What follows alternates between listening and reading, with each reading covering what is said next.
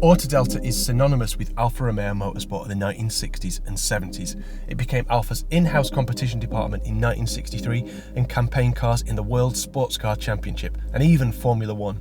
But this is what I picture when I hear the name Autodelta, a gorgeous GTA, the ultimate iteration of the Giulia coupes. GTAs were developed at the Bolocco test track. They secured Alfa 8 European touring car titles from 1966 to 77, and this one's been restored by specialists Alfaholics.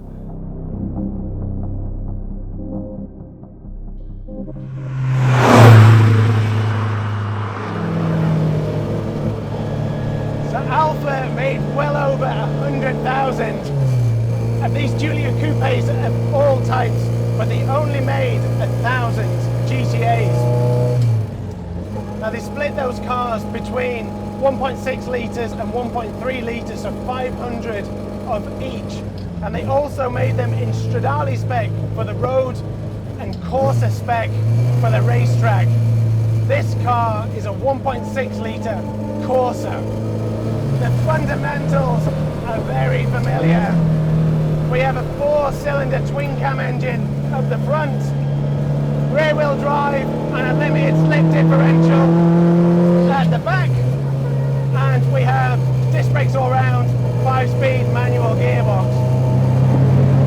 But the GTA initials give you a clue as to why this homologation car is so special.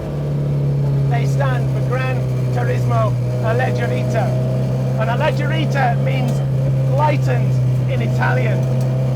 And while the standard Giulia coupes weighed about 940 kilos, 980 kilos I think, which is still light, the GTAs weighed 740.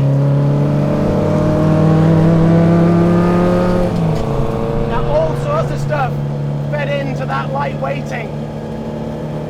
One of the key things was aluminium panels. So instead of the standard car's steel, this car gets aluminium outer panels. First 40 or 50 Corsa cars also got aluminium floors, just like this car.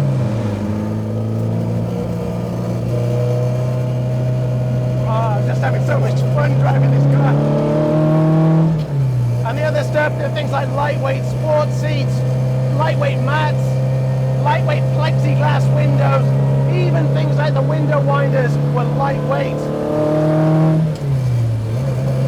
There are exotic materials as well. There's a magnesium transmission casing even, magnesium alloy wheels, all of it to get that 740 kilo curb weight. While Autodelta also chipped away at the weight, they also pushed power up to 170 brake horsepower in race trim for this 1.6 litre naturally aspirated engine. Things like the gas flow head, 45mm Weber carbs, high compression pistons, and a tapered tubular exhaust manifold. So while 170 brake horsepower doesn't seem that much these days, and it isn't that much these days, you have to remember that 740 kilos is about half the weight of a typical hot hatch, and that's why it still feels so alive and so exciting to drive. So this car was actually raced by Jochen Rindt in period. He won with it in Sweden. He was, of course, the only F1 champion in history to have the championship posthumously awarded after he was killed in practice at Monza in F1. But he raced this car 3 times, won in Sweden, and it's set up exactly as he had it on that race. The first thing we notice about this car, obviously, is how loud it is. It's really loud. It sounds like a musical instrument. Absolutely glorious. The gear ratios are actually very close. Quite difficult to heel and toe. Actually, I'm going to miss that one. I seem to keep snagging my legs slightly on the steering wheel. It's quite a condensed driving position, obviously. But it's a lovely gear shift, though.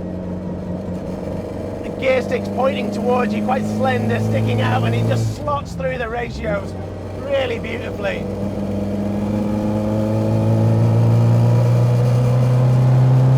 Throttle response is really crisp. There's that sound, and actually it's still really quick.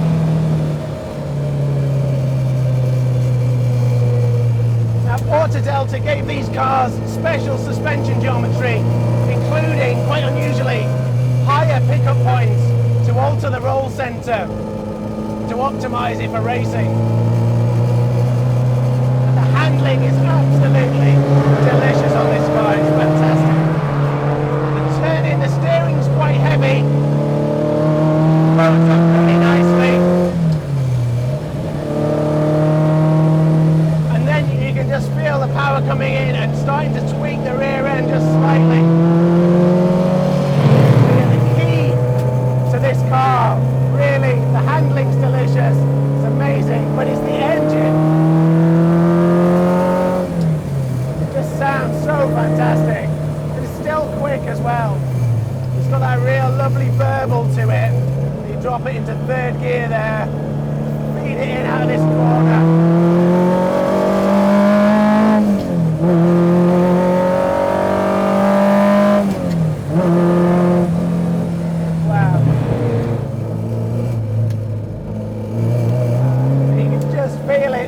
Bias in it as well. You turn it in with that heavy steering, it bites. You know, these cars even got their own suspension geometry pickup points, and it really feels alive and agile as you turn it as well. Really bites at the surface. But, you know, it's been a real honour to drive this car. It's as it was as Jochen Rindt raced it. This seat is the seat he sat in. It hasn't been retrimmed. It's as it was in period. And to just feel a bit of that history and experience what F1 drivers used to come and race in the day has been, you know, it's been an incredible experience, really has. Ooh, that is a proper Alfa Romeo, and it makes you think, how could they ever repeat that? Should they even bother? Well, actually they have, because as I'm sure you've guessed, this is the spiritual successor to that thing. It's the new Alfa Romeo Giulia GTA. And, well, just look at it. I mean, the Giulia Quadrifoglio is a really good looking super saloon. It's one of the best looking super saloons you can buy, but this, it just turns it up a notch. It's got that much more aggression, that much more purpose. I mean, just look at the way it sits on the road. And look at all the carbon detailing as well. You've got all the aerodynamics coming around here, little winglets on that adjustable front splitter. Wheels, centre lock alloy wheels. According to Alfa Romeo, this is the only saloon car you can get with centre lock alloys, just like on a Le Mans GT3 car.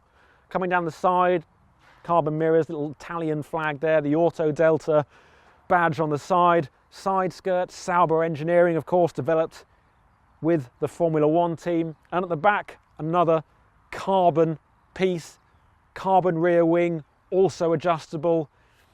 It all adds up to make a car that's lighter, it's 100 kilograms lighter, more powerful and more focused than the standard car, just like the GTA was all those years ago. You know, there's lots of things to look forward to in 2021. Going back to the pubs, getting a haircut, you know, I'm definitely looking forward to that. But also a new fast Alfa Romeo. And this is the quickest Alfa Romeo you can now buy. Well, if you can get your hands on one, of course, because it's extremely limited run. To give you an idea of just how much quicker this is over the regular Giulia Quadrifoglio, it laps the Nardo test track 5 seconds quicker than the standard car. A lot of that will be to do with the Michelin Pilot Sport Cup 2 tyres that have been specially designed for this car. Of course, the weight saving will come into it, as will the wider track. And there's more power as well, 532 brake horsepower. Most of that's probably down to the map, which they've changed, but it's also got new conrods, and they've fettled when the turbocharger comes in to make it better and quicker. And that weight saving is 100 kilograms, which sounds quite a lot, but there are cars that have been on a stricter weight saving routine, and you can feel pounds taken off it more on those, because this, it doesn't feel lighter on its feet really. It feels like it's got more bite at the front end and there's more meat in the steering, but it doesn't feel any lighter. You've still got a really quick rack, but it's mainly noticeable around the straight ahead position because it's really quick, just off centre, but then it feels like it becomes more gradual as you turn into the corner, and you end up having to put a comparable amount of lock on to what you would in other cars of this ilk.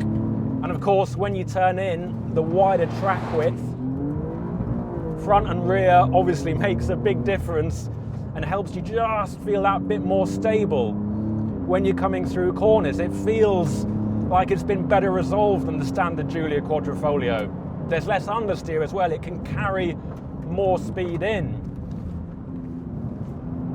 There's still a hint of body roll, which isn't the end of the world.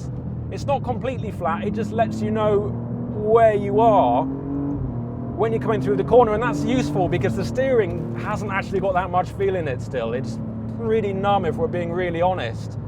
But, as I said, you do get that bit of lean to let you know what's going on, and also you can feel quite a lot going on through your bum as well because you're sat nice and low down and you feel like part of the car.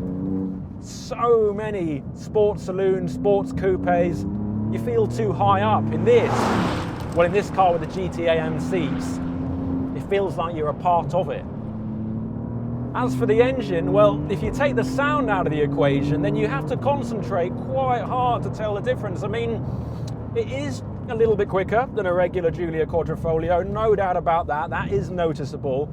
It still does most of its best work in the mid-range because you start to get to the higher revs and you can tell that it's been designed to give you lots of flexibility. But, quite interestingly, the gear ratios are very, very short and they haven't changed it for this car. So, second gear tops out at about 56 mile an hour and you kind of feel that you want a little bit more sometimes, just a bit more go, and that you're running out when you really need it. And because it's such a flexible engine, that probably would suit its character just a little bit better. But yeah, noise. Honestly, this thing sounds utterly fantastic. The Akrapovic exhaust is a masterpiece. I mean, the regular Giulia Quadrifoglio, good sounding car. This, oh, different level good sounding. Ben was saying it reminds him of a cross between an M4 GTS and Jaguar's Project 8, and I can see where he's coming from there. There's definitely bits of both in it. It's got a slight bruiser character about it, which you wouldn't really necessarily associate with an Italian car like this. You'd think it's more delicate, more fragile, but no, it doesn't. It's got a brawny feel to its character that makes you want to grab it by the scruff of the neck and have fun with it.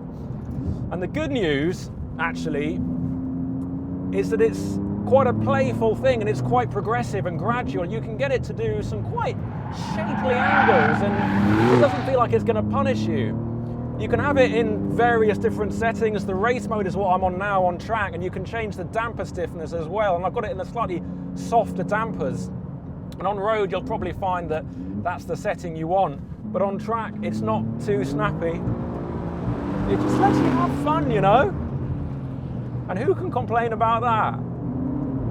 I mean, big question you probably want to know is, does it feel a step up from the regular Quadrifoglio? And, well, I mean, as soon as you get in it, it does. Because of the way that you're sitting in it, the way it sounds, and then you put your foot down and you start to come into corners with more and more speed and have more confidence in what the front end can do, and the difference really makes itself known. Oh, and these brakes as well, you've got some lovely pedal feel there. Just get the nose tucked in, give it a boot. Yeah.